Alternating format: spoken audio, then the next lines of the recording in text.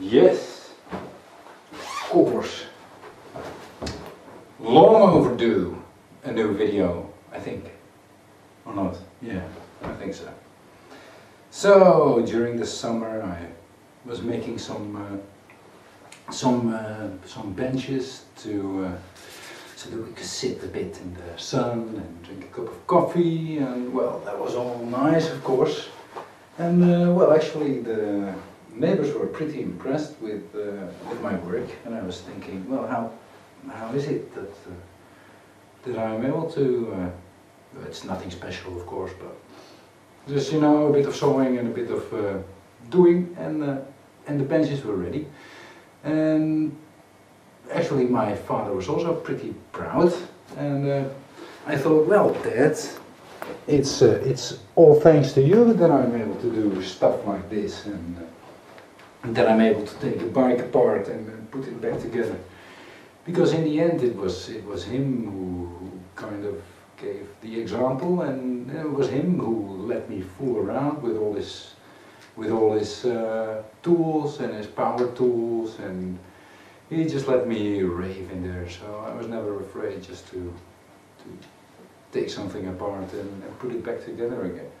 So on that note, it kind of gets you wondering, like, okay, so how much would be kind of related to upbringing, and how much would be in the genes, and what would be in the culture? And well, I don't think we should, I'm not an expert, of course, like I'm not an expert on most things, but I think it's fair to say that that upbringing is a really big part of someone's character at a later age. I mean, it's not for nothing that if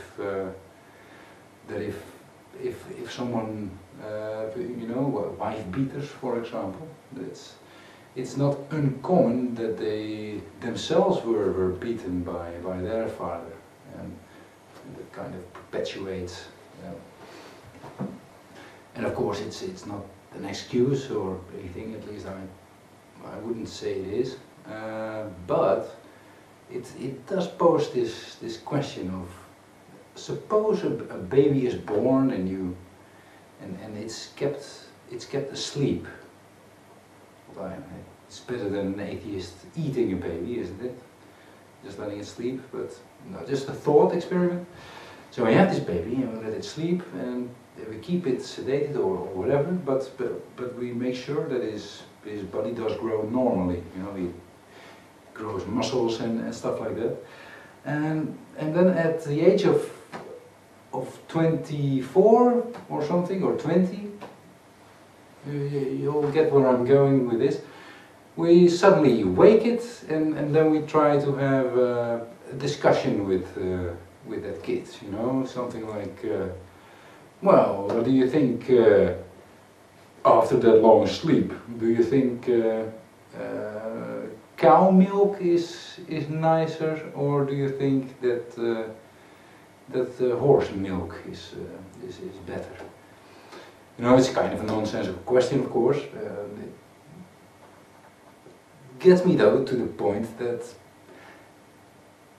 we cannot really expect much from someone who hasn't had a childhood, or hasn't had education, or hasn't had parents for all that time. You know, it's probably going to be some zombie walking around, not knowing anything, making grunting noises, getting excited, and a bit more animal-like, I would say. It would probably be, right? Without upbringing or parents, or it would be something really, really bizarre, at least. That's what I think. And on that note, I would say it's kind of impossible to ask something of someone who hasn't had a childhood and then expect him to live by that, or hear you, or obey you. You know, that's stretching it a bit, if you want to do that. And that gets us back to Adam and Eve, of course, because I don't know what your particular view is if you believe in that story, but if you do believe in that story, I take it you either see it that Adam was a baby when he was born, then the question is who fathered him and mothered him and fed him and blah blah, you know. But the most common variant is that Adam was just a poop, and there he was, fully formed, right? So he was fully formed, never had a childhood, right? So, I mean, the longer I think about this, the less and less I can take that story even remotely serious. I mean, there is so much wrong with that story. It's the longer you think about it, the worse it gets. The worse it really gets. Well, I think my 10 minutes are about done, but the same is true for Eve, of course.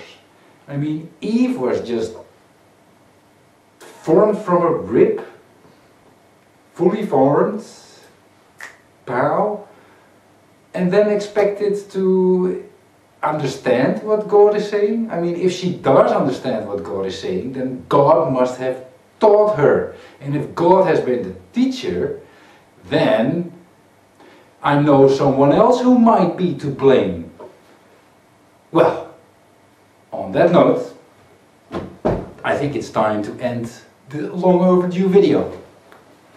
Bye! Till the next video. I'll make one quickly. Where's that stop button? There.